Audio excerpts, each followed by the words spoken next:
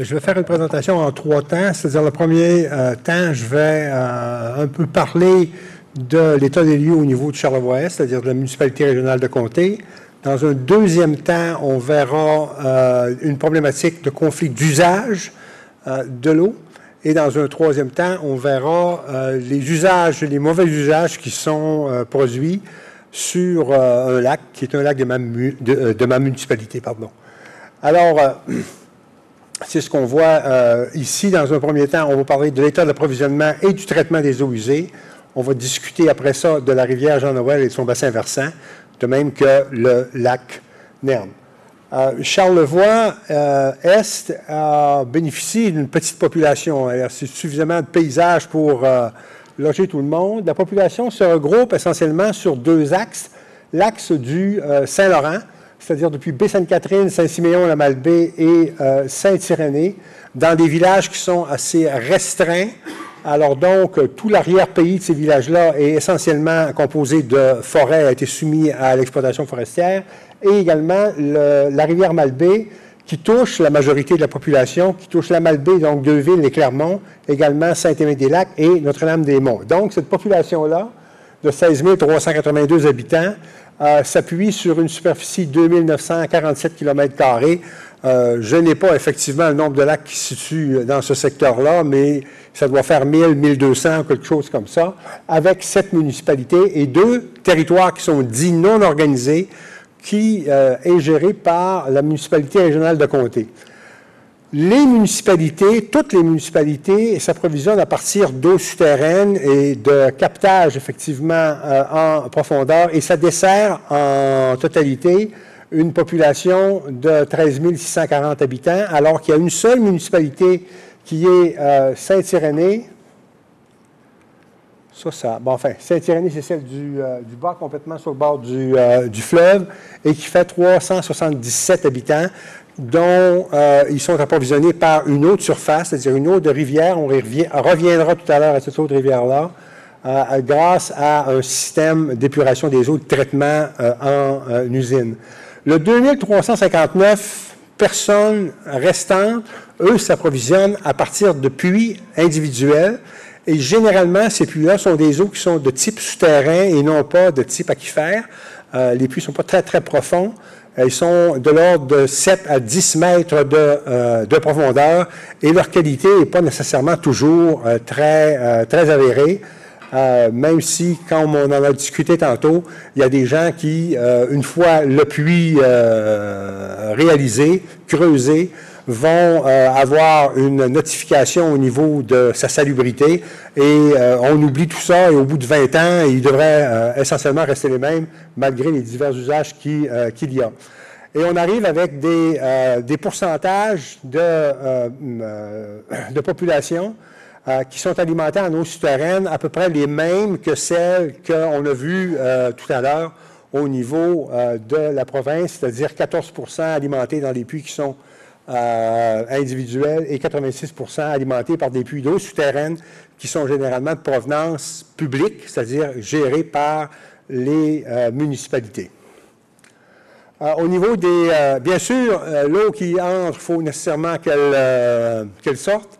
Et donc, il y a 5 municipalités qui traitent leurs eaux usées et qui sont cueillies par des réseaux.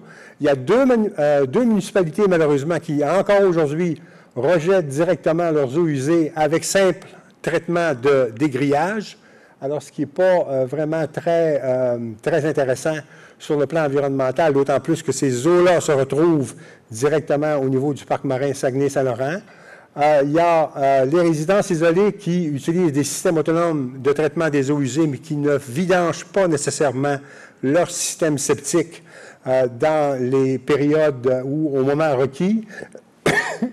Pardon, alors qu'il y a une seule municipalité qui vidange automatiquement les bouts de fosses septiques, et c'est ma municipalité, vous permettrez, malgré pour les 6 autres municipalités, malgré le fait, effectivement, que ce soit une exigence, ce soit une prescription de la part du fameux règlement, le Q2R8, qui gère ou qui réglemente, pardon, l'approvisionnement et la disposition des eaux et le traitement des eaux usées pour les résidences qui sont dites isolées. Il y a également des rejets industriels qui sont autorisés, c'est-à-dire qui ont été traités et qui autorisent effectivement la montaison du saumon de la rivière Malbaie. Et ça, c'est assez particulier, je dois dire, parce que c'est une industrie de pâte et papier extrêmement polluante dans les années 70. J'ai pu m'en rendre compte alors que je rédigeais mon mémoire de maîtrise à ce moment-là, où il n'y avait plus aucun saumon dans la rivière, qui était pourtant une très bonne rivière à l'époque. Et aujourd'hui, on pêche véritablement sur les sorties d'eau, les rejets d'eau de l'usine. Et c'est dans ces secteurs-là que la pêche est excellente, notamment au niveau du pied du barrage. Alors, il y a vraiment eu un changement extrêmement important au niveau de la rivière Malbaie. Et l'ixivia qui provient des lieux d'enfouissement où les déchets sont également traités par des méthodes fort modernes et qui sont même à l'amont des prises d'eau municipales qui se situent dans le secteur de la rivière Malbaie ou dans le bassin de la rivière Malbaie. Alors, on voit ici le pêcheur qui taquine un peu le saumon à la mouche et en bas, l'usine de traitement du lixivia. Conflit d'usage. Alors, un portrait de l'eau, somme toute, au niveau de Charlevoix-Est, intéressant sur le plan environnemental. Bien entendu, il y a des éléments qui sont encore à corriger. Je vous donne simplement un exemple. Il y a des pertes au niveau des réseaux qui sont relativement importantes. Ces pertes-là proviennent soit de la vétusté des services de distribution ou sinon des problématiques qui sont associées au niveau des systèmes de distribution qui sont en gel, c'est-à-dire que l'hiver, ils peuvent être dans le secteur de gel, de sorte que les résidents ont la très bonne habitude ou la très mauvaise habitude de laisser leur robinet légèrement ouvert pour ne pas avoir des bris ou des gels d'eau à l'intérieur de leur système de la maison. Au niveau de la rivière Jean-Noël, on avait ou on a encore effectivement la présence d'un site privé de traitement de boue septique dans le bassin versant de la rivière Jean-Noël. La présence, et c'est très concentré, de 11 unités d'élevage porcin produisant environ 2550 unités animales dans le bassin versant. Une unité animale, pour ce qui est des porcs, c'est 6 porcs. Alors, si vous pouvez multiplier à peu près 13 000 porcs au niveau de la production, ce n'est pas une production annuelle, c'est une production pour un élevage à un moment donné. Et on peut en avoir jusqu'à 3 par année. Un réseau privé d'alimentation en eau potable qui présente occasionnellement des dépassements au niveau de la norme nitrate, des épandages sur les terres agricoles et donc, en conclusion, des conflits énormes avec les nouveaux arrivants, ceux des villes qui viennent à la municipalité ou s'établir le long de cette rivière-là, de telle sorte qu'on a eu à la MRC à vivre des problématiques de conflits d'usage qui étaient extrêmement sévères et qui menaçaient, dans une certaine mesure, la paix sociale. On a même eu des reportages télévisés sur les chaînes nationales à cet égard-là, et il fallait effectivement agir et trouver des modes à partir desquels on puisse effectivement réaliser une cohabitation entre les divers usagers des ressources ou des gens qui demeuraient dans le bassin versant. À cet égard-là, la première des choses a été de mettre un comité sur pied. C'est toujours la réaction première qu'on a. Mais on est arrivé très rapidement avec une composition de ce comité-là où tous les acteurs principaux étaient, donc résidents, les producteurs et les syndicats d'agriculteurs qui sont, dans une très large mesure, assez puissants du côté du Québec.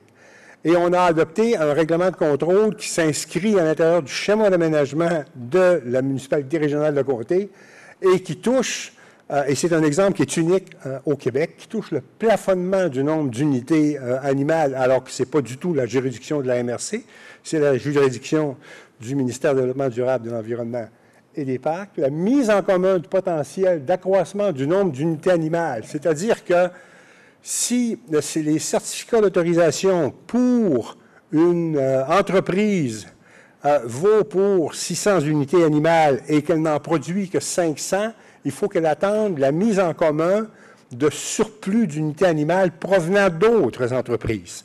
Alors, elle ne pouvait pas augmenter comme elle voulait, effectivement. Alors, donc, c'est un autre moyen de plafonner le nombre, cette fois-ci, d'unités animales la restriction quant à l'agrandissement des superficies par unité, qui est un autre moyen de contrôle, effectivement, et enfin la mise en place de zones où il est interdit, où on interdira l'élevage à forte charge d'odeur qui sont à proximité des routes touristiques, par exemple, ou des zones qui, sur le plan environnemental, sont plus sensibles. Finalement, pour gérer en plus dans le quotidien les conflits qui pouvaient survenir, on a créé notre propre chef, un comité de bassin versant qui devait veiller effectivement à la cohabitation encore plus pointue sur des opérations qui se faisaient en termes d'entrée et de sortie de travail que les agriculteurs faisaient. Le lac Nerne est un lac qui a été mis en villégiature dès le tout début du 20e siècle. Aujourd'hui, il y a, avec l'arrivée de nouveaux arrivants, les baby boomers qui reviennent et qui transforment les chalets qui étaient utilisés 15 jours ou un mois à l'année, qui les transforment en résidence permanente. Et donc des campings qui croissent à vue d'œil ont eu des incidences énormes sur la qualité des eaux de ce lac-là. Et le lac a complètement changé dans à peu près une trentaine d'années, qui est passé d'un lac qui était avec des eaux claires froides, maintenant avec des eaux qui sont beaucoup plus chaudes et prises avec des épisodes de cyanobactéries, des fleurs d'eau. Alors, ça s'explique parce que le lac a quand même une superficie relativement restreinte, des profondeurs assez faibles, à 5,1 mètres. La profondeur de 12,8, ce n'est pas une profondeur moyenne, c'est une profondeur qui est maximale. Les rives, 6,2 km, avec un nombre de résidences à 172. On a eu jusqu'à 70% des rives qui ont été artificialisées, c'est-à-dire que démunies de la végétation, gazonnées, enrochées, bétonnées. Vous dites ce à quoi vous pensez, créosoté, etc. Et donc, il y a eu des problématiques qui étaient très importantes à cet égard-là. Il y a eu également des problématiques au niveau du pH par l'ajout de chaux au niveau du bassin versant, au niveau de l'agriculture notamment, alors de telle sorte que là, le lac est sujet. On devrait s'attendre à avoir un lac qui est très acide, parce que c'est au nord du Saint-Laurent. On a un lac qui est plutôt alcalin, donc susceptible à les invasions par la moule zébrée au niveau des embarcations qui peuvent venir. Et on a quand même un bassin versant qui est assez réduit à 25 km², c'est pas très, très grand, et avec quand même 14 tributaires qui sont soit intermittents ou soit permanents. Alors, quand on regarde un peu les trois photos que j'ai mis là, la première montre trois vues, enfin, il montre chacune 3 vues aériennes. Dans la première photo, du côté droit, on voit en ombragé quelque chose de vert. C'est déjà vers le mois de juillet, la cyanobactérie qui commence à s'installer, qui est assez éparse. Une première floraison d'eau dans celle du centre, avec à la pointe que l'on voit de terre qui s'avance vers le lac, un secteur relativement beaucoup plus vert avec des... c'est comme un peu des cheveux qui s'en vont vers le côté droit. Et enfin, au tout début d'hiver, c'est-à-dire à la fin du mois d'octobre, début novembre, vraiment un pack compact de cyanobactéries qui ressemble plus à une soupe au pois verte qu'à autre chose. On s'est rendu compte, il y a deux grandes sources. On sait effectivement que les éclosions ou les fleurs d'eau sont occasionnées par essentiellement la présence de phosphore. Il y a deux grandes sources, et des sources qui sont extérieures et qui viennent effectivement enrichir le lac petit à petit. Mais il y a également une source du phosphore qui s'est déposé dans les sédiments et qui, en période d'anoxie du lac, relâche le phosphore qui viennent donner un choc et qui permettent les éclosions de cyanobactéries. Et on se rend compte de la chose en regardant dans le tableau, les zones qui sont ombrées, ce sont les zones, effectivement, qui sont sous la thermocline et des zones où il y a début ou anoxie totale de la couche profonde. Alors, les moyens, les usages qu'on a dans ce lac-là sont extrêmement importants, d'autant plus pardon, que sur le plan de l'évaluation foncière et donc des revenus fiscaux qui sont tirés de la municipalité, le lac Nerne compte pour 40 de l'ensemble de ces revenus-là. C'est donc quelque chose d'extrêmement important.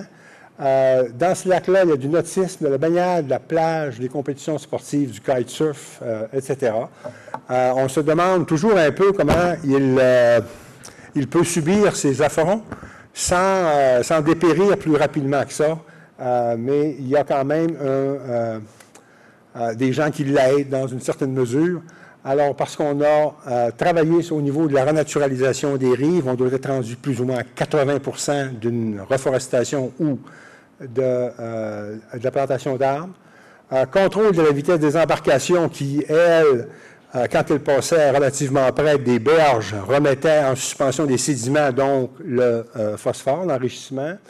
Les fosses septiques ont été mises à niveau. Maintenant, il ne faut pas vraiment se bercer d'illusions au niveau de la mise à niveau des fosses septiques, parce que les fosses septiques, c'est bien avec les champs d'épuration pour recueillir effectivement tout ce qui touche le bactériologique, mais sur le plan des phosphores, c'est beaucoup moins évident. Le phosphore termine par atteindre la nappe phréatique d'une façon ou d'une autre. On a instauré, comme je vous le disais tout à l'heure, la vidange automatique des installations septiques, qui est prescrit par le règlement. Il y a un règlement sur l'abattage des arbres et la plantation qu'on a mis en application également et qui nous provient cette fois-ci de la MRC, mais pour ce qui concerne le bassin versant du lac Nerne, qui est beaucoup plus restrictif qu'ailleurs. On travaille également dans le cadre de la protection des rives. Il y a un suivi environnemental annuel qui se fait au niveau de ce lac-là pour voir où on est sur une longue période, sur le plan de son eutrophisation. On a également toutes sortes de moyens pour sensibiliser les résidents pour les pratiques qui devraient être écologiques, qui ne sont pas toujours utilisées au niveau de la résidence. Par exemple, on prêche depuis des années pour ne pas mettre de pesticides ou d'engrais au niveau des gazons. On leur a proposé une certaine paresse quand ils coupent, puis de laisser les rognures en place, qui sert amplement à fertiliser ces gazons-là. Et on a, à la municipalité, instauré enfin une taxe verte. Et enfin, on va bientôt avoir le résultat d'un plan, ce qu'ils appellent un plan directeur de lac, pour nous permettre cette fois-ci non pas de corriger à l'amont, mais d'apporter des contrôles au niveau de la provenance des phosphores, soit par des marais filtrants en amont de tributaires, ou soit par des scories d'acier ou d'autres méthodes qui pourraient nous aider effectivement à réduire l'apport de phosphore, parce qu'il va arriver un jour que les apports de phosphore vont être tellement faibles que l'exutoire va terminer par rééquilibrer le lac et donc diminuer les fleurs d'eau au niveau de la cyanobactérie. Je pense que c'est tout. Merci.